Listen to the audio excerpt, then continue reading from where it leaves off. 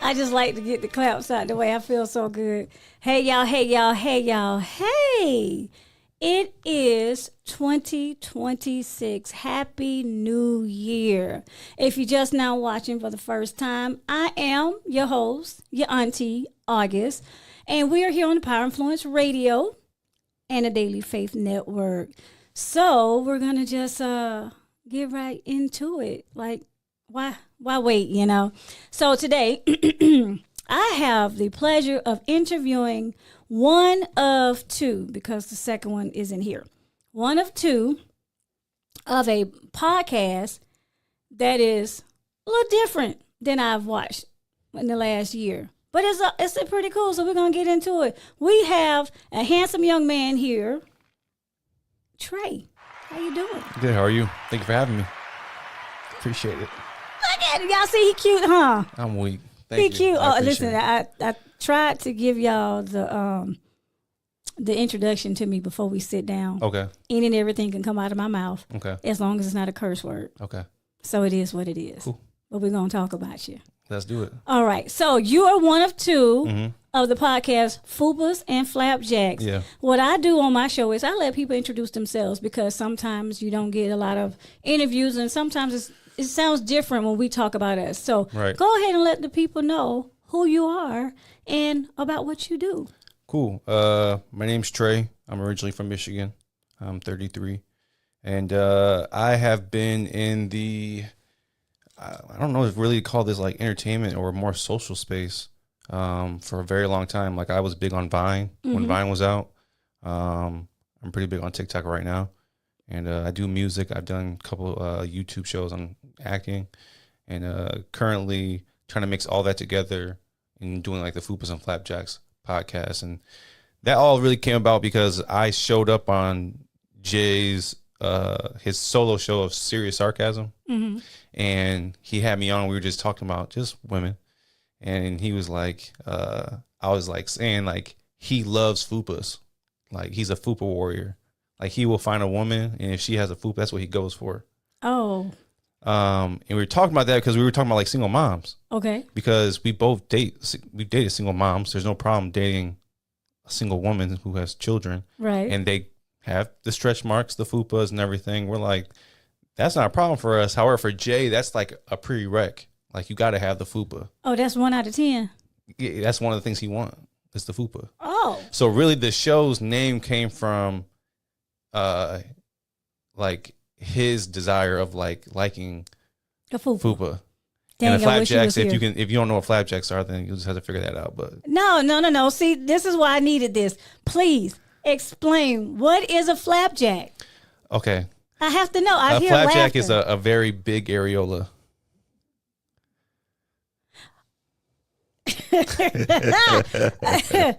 For the people in the back, I'm gonna need y'all to Google that. It took me a second, but I think I got it. Yeah. Yes. Fupas and Flapjacks.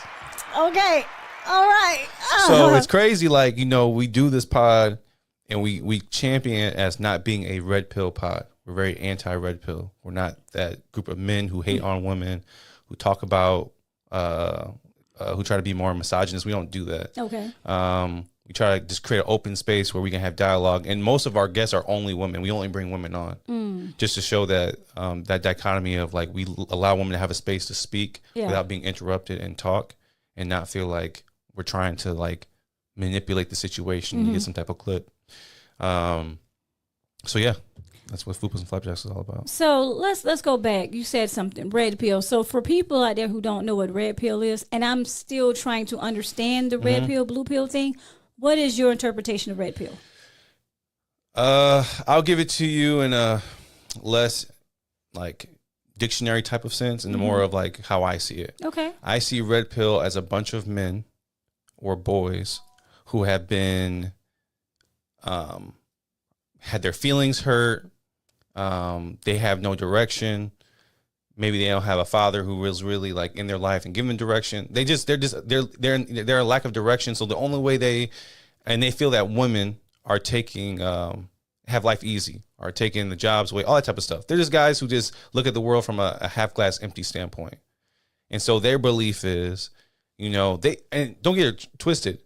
if they did things the right way, red pill wouldn't be bad. They tell guys, get in the gym, work out, Right. go work, like get your money up. Okay. But then they, on the opposite end, say like disrespect women. And women are only meant to have your children. They're only meant to be in the kitchen. They're only meant to do certain things. So there's positive with telling men to like develop. Right. But then there's negatives on how you treat other people on the opposite end.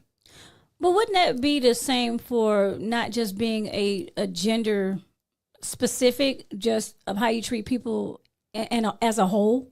Yeah, you can do that. Right. You can do that, but that one specifically is the red pill like movement is specifically for a gender based war. I feel like if you remember Kevin Samuels. Yes, I actually liked him. Yeah, I think Kevin Samuels had a good balance of what accountability and growth. But I think people took what he did in that moment, which they felt like, when women called on the phone, he was disrespecting them. No, you asked them the truth. You asked them what you wanted. He gave you the answer. But they took that and twisted it and manipulated it to where it really wasn't meant to be. So even with Kevin Samuels, were there things I disagree with him that but that's what anybody, you agree with some things, you disagree with some things, whatever. But the red pill movement is, I don't feel like it's really conducive to society. I can agree. I'll say this. I think then, and then you have women who, I don't know if they have a terminology for it, where they do a lot of male bashing. Yeah. Oh, he this and he that. I just feel like, let's go back to the accountability. I think that we in society do not take, I'm not going to say we, let me retract that. People in society do not take accountability for their actions. And if society took accountability versus trying to, make it, just make a you this and you that, it'd be better. Because Kevin Samuels, even though he had some bad, the best part of it was he was making people aware of, this is what happens when you take accountability. Hey, young man. Hey, sir, you want to date a woman and she is a 5-figure making female and you're working at McDonald's. Well, how are you going to be able to, what can you do to help her out? Or how can y'all coexist? Hey, you ma'am, you got 10 kids by 18 different baby daddies. Yeah. How can you be a benefit to this man who is well off? Not saying that it can't happen, but you have to ask yourself these very important questions and then act accordingly. Because I'm not gonna lie, can I date someone who work at McDonald's making $15 an hour? I don't know. What else you got coming to the table? I don't think so either. I mean, even me as like, if you had asked me back in 2019 as a man, like what my role was and what I wanted to do, I would have told you from a very traditional sense, like I want to pay all the bills. I want to do all that type of stuff. That was a very different economy back in 2019. Correct. COVID hit, 2026 people are struggling, and you have to have a 2-income household. And I think people are either going to, just like evolution, you're either going to move forward with it or get left behind and suffer. And for me, I had to get out of my ego, because that was ego. Because I was like, I want to be the man. I want to pay all the bills, and get out of that ego and be like, I do need help. And I'm going to need help, because in this type of state of the economy right now, I can't do it by myself. Doesn't mean I can't get there at one point. Right. But at the moment, it's not going to happen alone. So going to like the red pill and even like the women who kind of like bash men. And I try to stay away from that, because I let women handle women things, and I address men. Like I had women in the comment section of our last video calling me gay. Thank you to the producer for our show for. Why? What was? Well, because he asked a question saying, that was your fault. He asked a question saying, do you feel like you are in competition with men? And that's a very good question. Right. But it looked like it came from me on the video. So it was like, oh, men want to be in competition with women? That's what they want? They want to be attractive just like women are? All the other stuff. Oh, he got to be for the other team. And I'm like, I didn't even ask the question.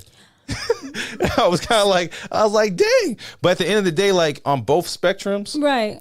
you know, I in this economy, I just hope that people start to heal from that gender war type situation because we need each other more than we don't. Exactly. So I will say this. I think everybody has their opinion. We know we're an opinion-based society, right? Yep. But when it comes down to gender has now within the last, maybe about I won't even say that. Let's say since after 2000, well, let me go back. We're in 2025. So when COVID's 2020. I think after COVID, things got a little bit opened when we all got more in tune with the internet. And gender has just become so big of a dynamic, you know, where it's not even a gender, it's an identification. So it's not even necessarily a gender situation. It's more of what I identify as. And I say this, well, I identify as a skinny, white lady with over 16 figures in my bank account. Okay. So that's how I want people to identify me. Okay. So when I go to my bank, that's how I hope they look at me when they ask for my ID. Okay. But that's not what they see. They see this 5'2" little chunky girl with it ain't 18 figures in her account. I'm weak. So, but that's what it is now. It's identification. You know, what do we identify as? And if we go back to biblical terms, and lately I went back to, I said, you know, I'm gonna read the Bible. I'm gonna start from the beginning, and I'm at the part where the apple came into place, where Eve ate the apple. Right. And this particular part of the Bible really struck to me, and I know we don't drift it, but it struck to me because it's about identification. When Eve ate the apple, and then Adam came, and, you know, she gave him the apple, and then Adam heard God, so Adam started hiding. God was like, "Hey, Adam, where you at? Where you at, homie? Come here." Right. And he was like, "Well, why you hiding?" "Because I got to cover up." God's like, "What you covering up?" "Oh, you went and you ate from that tree, huh?" So when they bit the apple, now everything is different. Now you can, you got to see, and he had to give them the stuff to put the whatever it was to get the skin in. Hey, you Bible thumpers, y'all can quote whatever you quote because I don't know everything. Okay. But that's when identification came out. Before that, there was no identifying. You know what I mean? We knew it was just you was a man, you was a woman, there was a animal. But look how we have evolved. Yeah. Centuries later, eons later. Now identification is really big. But I also tell the story. If you can go back to when you was in preschool. Okay. The first two things you learned in preschool was what? If you can remember back that far. I know where you're going with this. I can't tell you, but I'll just say go with you saying boy, girl. No. Oh, okay, I thought you were going to go there. I wasn't. Okay. The first thing that you was taught was color. They gave you a box of crayons, and they give you your little sheet to color on. Okay. And you would have to color in accordance to the crayon. Okay. Because I can remember as a kid looking for a brown crayon to cover my face. Okay. And a lot of other kids had black crayons, and I was like, well, I'm not black. I'm brown. True. My mom always said that too growing up. Right. Yeah. So then the next thing that you was taught that it was giving you was shapes.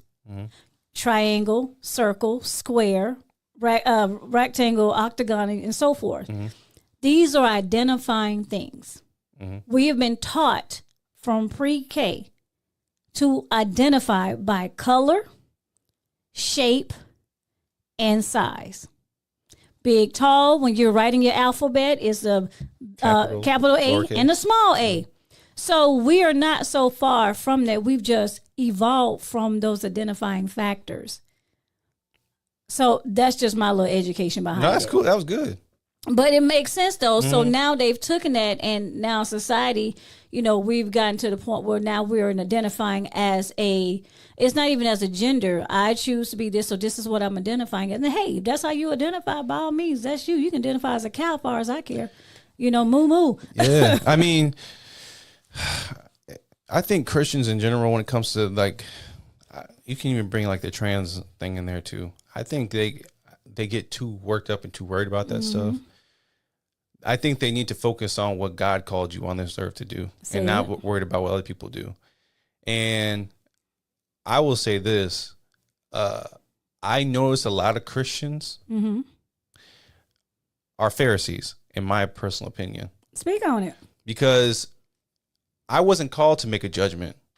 God does say to judge accordingly based on whatever, but not to judge his people, good, bad, wherever they are supposed to be. That's his judgment when they go to that gate. Right. So all he told us to do was love thy neighbor as thyself. Love, just like going back to the woman thing. Love her like I love the church. All Jesus called us to do is love. Right. But I feel like people have taken so many roles and hats on. Ain't nobody asked you to do that. If they want to identify as a cow, a color, or whatever, okay. That don't got nothing to do with me. Right. And so I feel like Christians over stress things and overdo things. And I think those are type of things that move you away from God or move people away from the church or move people away from certain things. I know we were talking about this in the back, but even with Drewski, who just dropped that video, which I thought was hilarious. Listen. And people were like, I saw people putting on different pastors and stuff and mega churches and this and that. I'm like, well, one, do you even go to church? Yes, to me? No, not you. Like to the people. Do you even go to church, or is that something you just talking about because you remember church when you were young? Right. Two, I saw someone doing a video. I think it was Mike Todd's church who's using Beyonce's instrumental and changed the lyrics up. Last time I checked, Jesus met people where they were at. Indeed. So when the whore got to get stoned, he said, "Thou that has not sinned, throw the first stone." He met her there. Why can't we as a church meet people where they're at so that they can in turn change?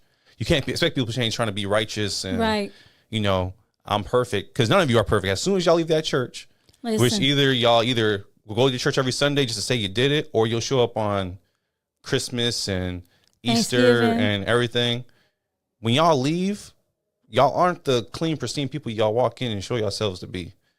And so to me, I have a really hard time with Pharisee Christians judging people for whatever decision they make when it ain't got nothing to do with you. I really like the word Pharisee Christians. I'm about to use that.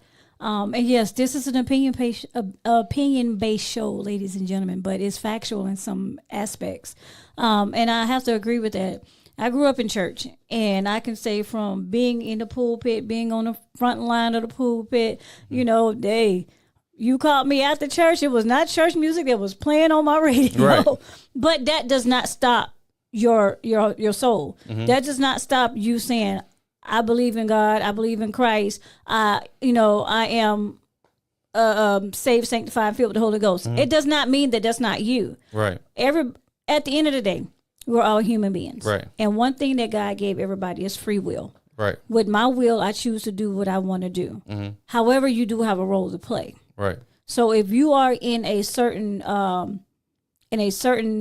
situation, if you're in a certain place, like pastor, first lady, on the praise and worship team, whatever your position, that's what I'm looking for. Whatever your position is, you have to think about it before you get there and when you get in it, because what position you are can definitely transpire or something for somebody else. You can either make or break them. Let's just use these words. A pastor not meeting somebody where they at, coming off the street, you got a stripper. That's her job. She's not a stripper by every day. She stripped from, let's say, 12 a.m. to 3 a.m. in the morning. After she's stripping, she might be at the school becoming a nurse. But if she's coming to church right after she done got off the stage from stripping, does that make her any more, any less? Right. No. I struggle with people who don't understand like the people progressing to get to where you need to be. Just like you said, you have free will to do what you want. Correct. Every day, every morning when I wake up, I do ask God to forgive me for my sins that I did the previous day. My goal is every day to get better. Exactly. Doesn't mean that just because I have the free will. And I make the mistakes. I made the choices. But ultimately, I feel like Jesus came to earth to show us I was a human too. I got tempted too. I still made the right decision. So if I'm as a human being can do it with being tempted by women and the devil and all this other stuff, you can do it too. And that's how I try to like look at it. Where like I try not to, if Jesus is supposed to be inside of me, and if Jesus is me and I'm in him, and vice versa, then I should be able to move like him. And I should be able to correct myself in certain situations. Is it hard? And does that sound easy? It sounds easy. Right. But the idea is every single day to take a step forward and do something better than what I did before. I've made a lot of changes to my life. Like in my TikTok, like for example, I made a lot of sexual content. Like I was doing that's the stuff that kind of helped me like go, because sex sells. Yep, sex, drugs, and even though I rock and wasn't roll. doing like the OnlyFans, all that type of stuff. Right. I was just doing stuff, a lot of innuendos towards sex, and I knew that was going to get me clicks and likes. Okay. But then you get that conflicting, like, one, do your future wife want to see that type of stuff on TikTok? So you got conflicted. I got conflicted at a certain point, and it was like, is this something that really God finds? Even though you're not doing these things that you're saying in the video, you're creating these scenarios. Are you leading people to another path that's the opposite of where it should go? Do you think that, when you get married, it's something that a woman wants to deal with, or something that when you have kids, that your kids want to see, because the internet's forever, that the kids want to see? So there was a fork in the road where I had to make a decision on that. There's a fork in the road when I was making music. I was like, do I keep talking about meeting with different women and having relations with different women when I'm not even doing that on a regular? Or can I pivot to something where I could still be in a secular sense, but not, get away from, singing about songs that are about love with one person? You can still talk about sex is a great thing. Right. But I could talk about sex with someone I'm in love with. Exactly. And still create those type of songs that someone would create with someone they just met with one night. But you said something. You said you were conflicted, so that's conviction. And in the Bible world, we would say that's Holy Spirit. Yeah. If you are convicted, if something inside you is convicting you, for you to change your ways, that's God. Right. So no, you don't necessarily, in my opinion, you don't have to be in the church, because you can be at home and you can read the Bible, you can pray, you can worship. All of this you can do without being in church. Church is the building. And if you go back to the word, church is actually, like you said earlier, it's within you. The building is for you to meet with like-minded people so that you guys can congregate together. Right. The pastor, he's just a teacher. He's teaching you the tools that's within that Bible. But your job is to still go home and still read it. Show yourself approved. Read the Bible, show yourself approved. Exactly, because let's be honest, some of these so-called pastors, ministers, whatever the title of them be, they're not God. Right. They're just a mouthpiece. They are actually supposed to be, the teacher. It's just like you at work. When you start a new job, they put you through training, and then they give you that summary plan and say, hey, you need a reference, you go here and you reference your job skills and your job, this, that, and the third. Same thing is with the Bible. Yeah. We just we have to move differently. And you did say grow. We should grow. And I think that one thing that a lot of Christians don't do, and not just Christians, anybody, we don't give each other grace. Facts. We don't give each other grace. We don't give ourselves grace. We don't think before we speak. I am a person who do that a lot. I just say what comes right off the top of the dome. But yeah, and accountability. And I think in life, if we can start taking accountability for our actions, even if we don't think before we speak, even if we don't give people grace, take the accountability for that, and then just, keep going. Yeah, repent, ask God for forgiveness, and keep pushing forward. But yes, we all should evolve. And if it evolved for the negative, hey, they gotta speak on that. Yeah, on their own. Right. I've read the Bible through a couple of times. I went through a Christian school my whole life, from 4th through 12, and then I grew up in the church too. And there was a point in church where I was getting so bored, and not bored like bored with God, and bored with like Christianity. Yeah, because it was like, is this all there is? like there's got to be more to than this. That's when I want to start reading the Bible for myself. So what part of it was boring? This is interesting. I think the part of just like the repetition. Go on Sunday, I sing songs, I listen to pastor, I leave, and nothing changes in my life. So it was church that was boring. It wasn't. Yeah, I mean, it wasn't. Yeah, it wasn't that. It was church that was boring, but I felt like if this is all Christianity is, I can do the bare minimum. I believe in God. All I gotta say is Jesus is Lord. Why am I even going to church for? To be honest with you, why am I even doing certain things for? If all I gotta do is accept Jesus as my Savior, and then my life is like forever in heaven. That's the part of like in my head. I was like, I think I was 21 at the time, and then I know a lot of people have a problem with Kanye. But Kanye dropped the Yeezus album around that time. Well, he had his choir. No. That was like 2 or 3 years ago. Oh, Yeezus was far back, and on the Yeezus album, he has a song called "I Am a God," and I was like, "I am a God." Like at first, like a lot, and I remember when that album came out and the song came out, there was a lot of Christians. I can't believe Kanye got a song talking about "I am a God." And the first thing I did was went to the Bible. Let me open the Bible. Let me see what the Bible got to say. Okay. And I think people kind of took this verse that if you're reading it, I can't say off the top of my head, but there is a verse that says like, "I am you and you are me." Pretty much saying that you are gods of the earth. Not that you're God. Right. Some people will be like, well, you're trying to say that you're God. And to me, that was a click. That the same God that said, let there be light, and that spoke things into existence, gave me the same type of authority over the earth. I'm glad you said it. There we go. Come on. So if I have that same authority, why am I not manifesting or attracting those things into my life? That's when Christianity opened back up for me, and I looked at it a whole different way. Because this whole entire time, you listen to all these Christian songs, they're all like, I was nothing before you. I was in a bad place. I'm like, dang, it's so depressing.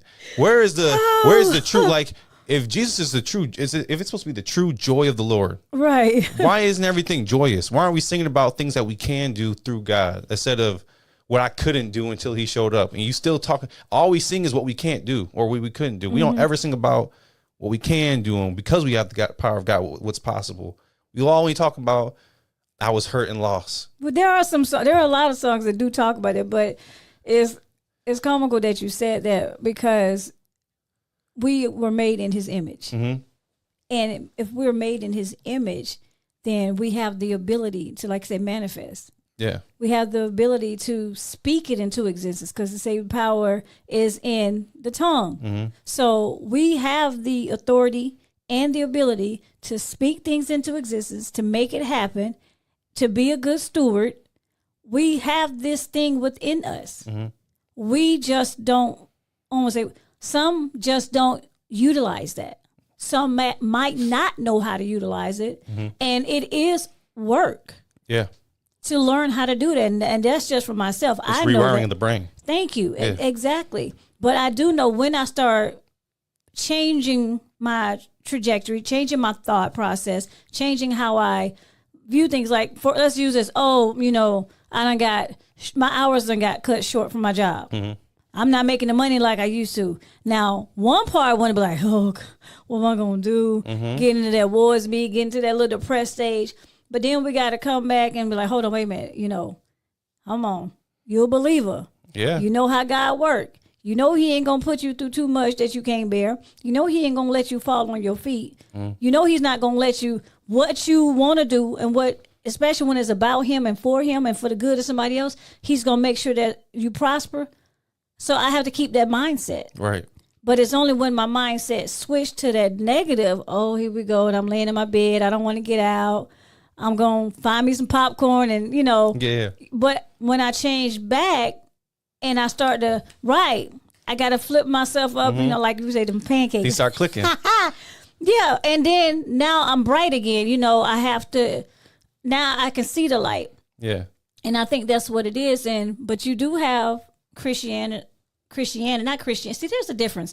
You have your Christianity, and then you have your Christians, and you have faith, but we're still people. Yeah. And it's just some people, and it's not all people, that do have that ability to make other people feel bad because they're not where they're at in their walk in Christ. Mm-hmm. No one should make anybody feel bad about their walk in Christ because everybody's walk is different. Right. Yours is going to look different from mine. Mine's going to look different from yours, and so forth. Yeah. But we're still made in his image, and we all still have the same ability. It's just like work. You and another person, y'all might have started the same day, same training class, same salary, but y'all are both going to perform y'all jobs differently. Yeah. It's no differently. That's where we got to give each other grace. And like you say, meet people where they at. Yeah. And that's what we don't do, is meet people where they at. And when we had that conversation earlier, and I told you, if my hair is out of place, you can say something. You was like, well, a black man can't tell a black woman. Yes, you can. Tell me. I don't know. Why? Why not? You know, like I said, we were having the conversation earlier about like gender wars and stuff and everything. Yeah. I don't know if it is my place to make that statement. I don't want no one to look crazy, and it comes from a place of love, and I want you to look 110%. However, the last thing I need to hear is, oh, well, here go another black man talking about a black woman. His cancer, and I'm like, but baby, your hair look crazy. I'm just trying to assist. That would make her an insecure person. It would, but the issue is because that's so prevalent. And you know, I'm getting out of saying like the internet isn't real. A lot of people say that social media is not real. No, it's real. And I'm like, well, no, that's a person who's talking and exhibiting feelings. This is a real situation, because when that person makes that clip and walk their life, that's the life they're living. So it's a very real situation. And there's 1,000 comments of people who agree with that statement. So there's 1,000 other people who agree with those sentiments. So it makes you think, like, you know, there are probably 1,000 people who would rather me tell them that their hair looks a mess. Right. There's 1,000 people who don't. How do I know which 1,000 am I like dealing with in the moment? So it kind of puts you in. There's a lot of things in, like, at the gym. Beautiful girl at the gym. Oh. But the rule is, don't approach no girl at the gym. She's doing a workout. Because she might think you're trying to holler at her. Yeah, or whatever the case may be. Or there's a lot of things that you just don't do now because of whether a man or a woman. Like, it's just you following you're trying to follow protocol and not be, you don't want to be in that next video clip looking stupid. So, to that reference, so I went to lunch today. Me and somebody went to lunch today. Mm-hmm. And while we was at lunch. Oh, you was at lunch? I sure was. You want some? Someone took you out on a date? No, I ain't been on a date. I don't know. Another story for another day. Okay. Anyways, me and my good friend, we went to lunch before we came here. Okay. And we were just sitting at the thing. And the guy we were standing. The guy walks by and he was like, y'all look really good today. We looked at each other. I'm the girl, he's the guy. Mm-hmm. And then the guy was the guy. So it was, I was like, okay. Then we sat down and he comes by. He's like, do y'all need something to drink? I said, yeah, I did order a drink. Well, I'm going to go bring it. Okay, thank you. Mm-hmm. Then he goes in front of you. He was like, I'll take some water. Okay, I'm going to bring you back some water. And we were both like, well, which one of us did he want? Yeah, I'm weak. But I'm saying that, but looking back now, he was just a nice guy. Mm-hmm. He was really nice, and he did it out of love, Mm-hmm. Didn't want anything, didn't ask for anything, just a really nice guy. Mm-hmm. So what you saying that is like, we just can't be nice? I think that we could be just nice. But why I would can't like to think we? That. I think that a lot of people, I think we live in a very traumatized society. Everybody hurt, and everybody need healing. And there's if they do something nice for me, they might want something, or something's behind it. And in my head, it's like, and I want to say this too. I think that there's a revival in Christianity, to be honest with you. Okay. I do think there's a lot more people who are seeing how crazy the world is and are running to God. And I've seen a lot more people, even like even my younger cousins are like in church. And I'm like, what y'all doing there? Y'all never really went growing up. And now they're there. They spent their New Year's Eve at church, which was amazing for me to see. But there's just a lot of young people who are moving towards that direction because they see that a lot of what the world has to offer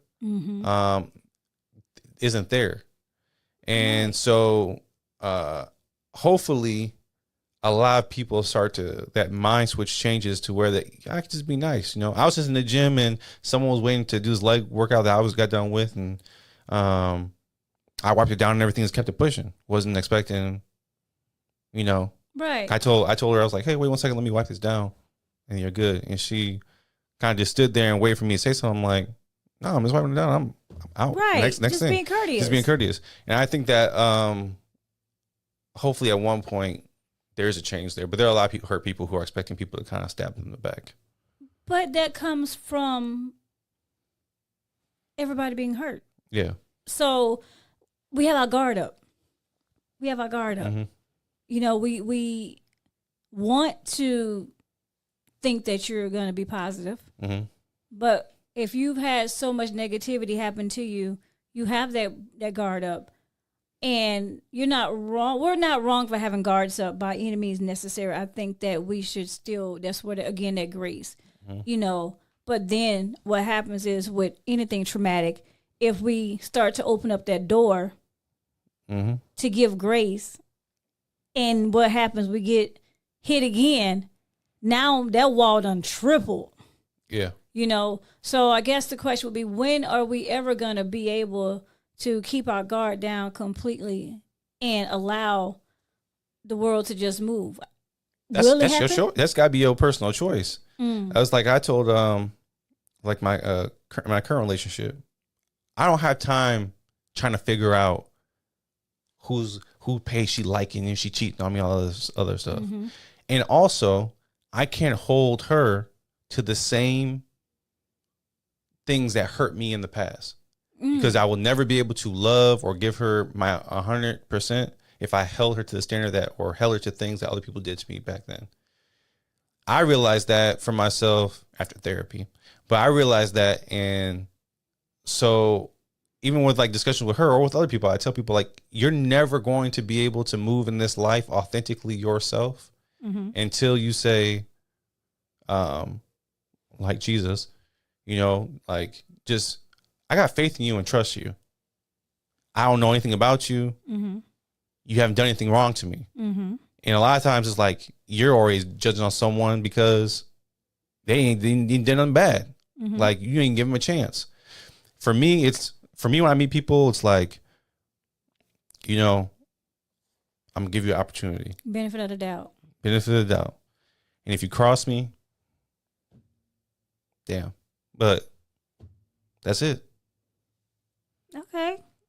I mean, I guess I try to pray for discernment. Okay.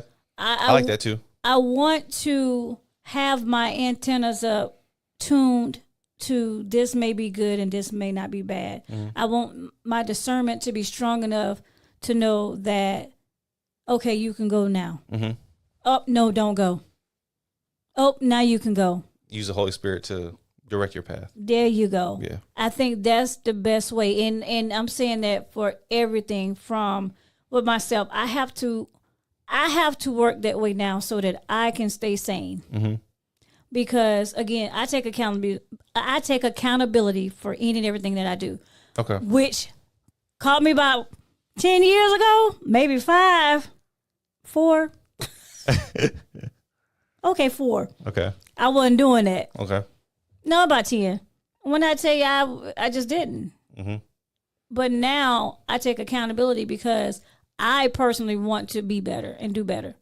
I want to make sure that I don't, if I offend you, I'm sorry. Right. It's better for me to give you an apology because apology is free. Right. But subconsciously, I don't want to hurt anybody. Right. And that's just not what people that I meet. That's just even within family. Like being a parent. My kids are 10 years apart. My daughter will say, oh, well, she'll tell her brother, well, you have a different mom than I have. What, you think? I had you at 19, baby, and I had him at 30. Oh, yeah, them were 2 different women. Yeah. And I'm 47, so I'm a whole different woman. So of course, so with that we grow. That's that evolution. So at 47 August, I try to really honestly be very. This year, I said I'm gonna be more intentional. Okay. I'm gonna be intentional about my conversations. I'm gonna be intentional about the people that I meet. I'm gonna be intentional with myself and how I move, Okay. so that I can do better. So me being intentional, meaning that I got to use more of Holy Spirit. I got to use more of my prayer life. I got to get back into that because that's how I can manage. That's how I can be better. That's how it works for me. Now, it might not work for the next person, might not work for you, might not work for the person out the door, but that's how it works for me. And me speaking it into existence, me speaking life over myself helps me move better because I do know what depression look like. I do know what depression feels like. I know what negativity looks and feel like, and I don't want to be in those dark areas. So therefore, I will move and work differently, especially if you work from home. Like I work from home. So working from home, I'm in a confined space. Mm-hmm. And sometimes working from a home in a confined space for 8 or 10 hours a day, it can do something to you mentally. Right. So I always say, I got to go touch grass. 15-minute break, I go get my coffee, sit outside on my porch. Lunch, I try to go. I used to take a nap. I ain't gonna lie.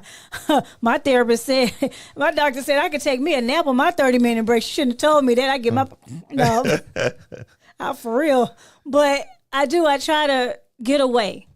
And that's why everybody, and I think if we start doing these things as individuals, we can do better.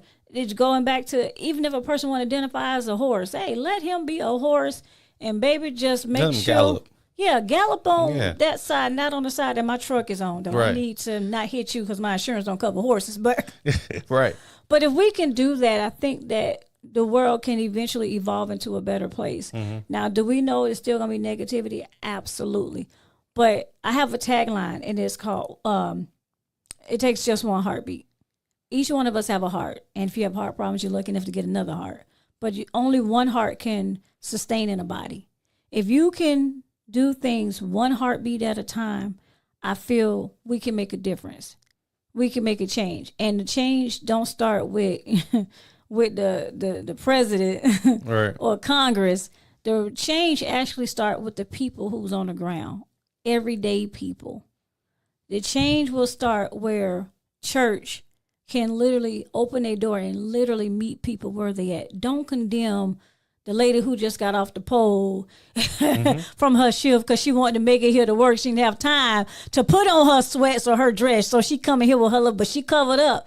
You know, we have to meet people where that. But we know, again, we're a flesh. It's hard sometimes to do that because I'm not going to lie. There's sometimes I'll be like, what the huh? Yeah.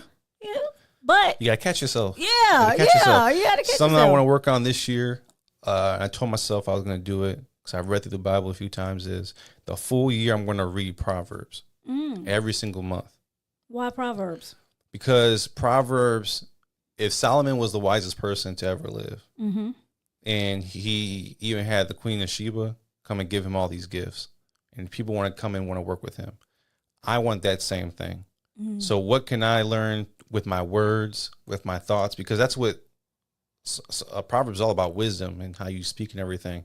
And to me, I want to challenge myself this year to really think differently, to really speak differently, and really think before I speak.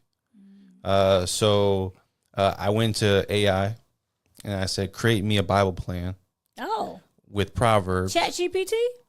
Gemini. I use Google Okay. Gemini. So create me a plan, and it created me a whole plan. I'm going to read the chapter, each chapter a day for the month. And if there's like a short month like February, 2 chapters in one day. And it gives you a breakdown of this month. This month you're going to focus on this part of wisdom, or this part like the tongue. This part you're going to work on your thoughts each month, and then you're going to write down. So it created this whole Bible plan for me for the year. But it just, I'm only saying it just because it just goes on with your saying, like just working on yourself and trying to be more accepting of people and watching the things that you say and speak and capturing thoughts in your mind, because Jesus does say in the Bible to take captive of each thought, and don't let your mind run rampant. Right. So to me, I'm doing it, but I feel like if more people worked on the things that they say, how they think, Right. like you said, we'd be in a better spot. So with the fupas and fupas and flapjacks, boy, that flapjack got me. Uh, where do you guys see? Where do you think you guys will see your show for 2026? How about it evolving? Oh, I if we keep doing what we're doing, I see us doing big things. I think that we come from a place of love. I think that the title is funny, Definitely. but the title is an attention grabber, but it's not the show.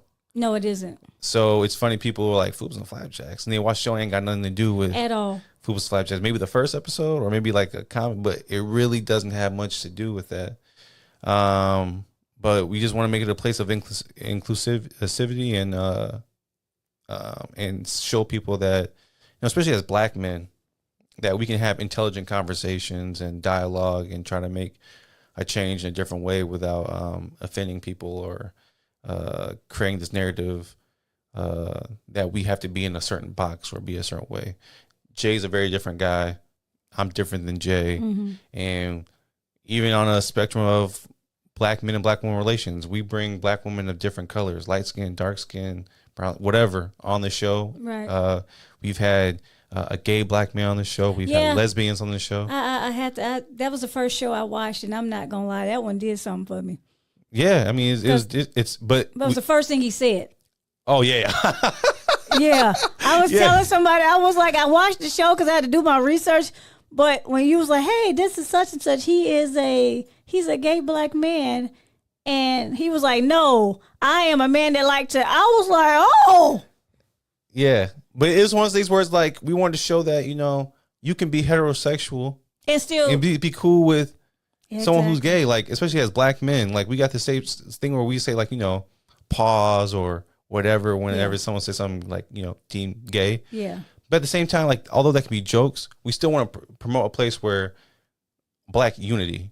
We're together. It doesn't matter what your creed is, what you believe. We're a team, and especially more than anything with this government, this economy was going on. We need to be more unified than ever. So if we can make podcast episodes where we have different people, different beliefs, creeds, or whatever relations, come in and show that we can talk and laugh and have a conversation, then we're hoping that other people can do the same thing. And open dialogue, definitely. So I like that. I do like the inclusiveness. I do like the non-judgmental. No was a red pill. And for me to see, as a Black woman, to see young Black men, and y'all aren't that young, but y'all are y'all under 40, to see that you guys are going to be you are the next generation. Right. And you're setting a standard for those who are in their 40s, who literally, there are some that bash women all the time. Right. So I commend you guys on the show. I applaud you guys. I give you guys your flowers and your flapjacks. I'm sorry, I can't. That one gets me. Ain't nothing wrong with flapjacks. Nah, clearly. Again, y'all need to research what that is. But definitely, and I like the fact that you guys have an open forum. So I would say, with that, I would say, what is a heartbeat moment for you for what you got going on? Let me know what heartbeat means. It takes one heartbeat to make a change. It takes just one heartbeat to make a difference. I can't tell. I don't like to tell people where I'm working. So I don't tell people where I work for social media reasons or whatever. No, I didn't say. No, not you. I'm just prefacing. Oh, okay. But because I'm just getting ready to speak about my job. Oh. But one thing that I tell my team, and I tell them this every time I see them, is that I'm not doing my job if I'm not developing you for you to grow and for you to be the best you can be. It's my job to not only do the role I have here and to help develop myself, but it's to help develop you. And if I haven't developed you, I have failed as a leader. And because of that and their buy-in, it feels good to know that, one of the person that I've trained is getting ready to get promoted in the same place that we're at right now. And they're going through their training, and, people are locked in and giving me good numbers, and we're doing great things there. But yeah, it feels good for me, but it feels good for them, because at one point I know I'm going to get, I know for me, I have higher goals. I know I'm going to get promoted and move to different places, but what did I leave behind for them?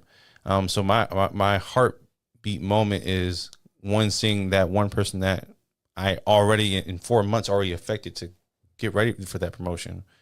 But the buy-in I get from them because of me buying into them. It's not, as a leader, a lot of people want to be a boss. I run you. I tell you what to do. Yeah. When it's almost like marriage, I am a servant to you. And so because I'm submitting to you and serve as my associates, how can I not have you guys trust me if I don't put the trust in you to make things happen? So getting that buyback from them is an amazing feeling. And so, yeah. So you feed into other people. You help them make a difference within themselves and within their careers. Right. That is a good thing. How do you feel about that? That's something I've been doing my whole entire career. I have a lot of people who reach out to me and they're like, yo, because of you, I'm a manager at this place, or because of you, I'm running this over here. Or what you taught me, I'm doing this differently. And that to me is a bigger difference in impacting lives. Do I wish my life was at a certain place and doing certain things and making this type of money or whatever? Sure, I'm in a great place now. Do I want to be better? Yeah. But the fact that other people can reach out to me and say that their lives are going good and they're surviving and they're getting to work on time and they're doing what they're supposed to, like, that to me feels good, that their lives are good. Because you Monday through Friday, or if you're in retail like I used to be, like Sunday to Sunday, right? Every day. You see these people more than you see your family. Yep. And you want the best for them, and so for them to grow and do their own thing is a great feeling. Okay, I like that. So what do you have coming up personally outside of the F&F podcast? See how I changed that? Yeah.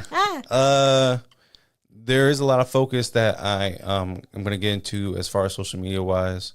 Some music things I'm getting into. I'm working on a political TikTok page I've already got going, but I want to be more consistent with it and make it more cleaner. Okay. Clean cut. As far as my own personal page, I'm making that more of a lifestyle page. So I'm completely deviating from where I was before on socials, which was, I told you, was leaned towards more sex and the skits and everything. Okay. Now I'm going to more like lifestyle, clothes, gym, that type of thing. So I'm moving to more of that aspect, more of the motivational. Evolving. Yeah, just evolving and making more reaction videos. I'm actually going to react to a Pop the Balloon video pretty soon here because I like those videos. Those are funny. I'm going to react to one. Listen, them things give me life. It's crazy. They give me life. Yeah. I don't need to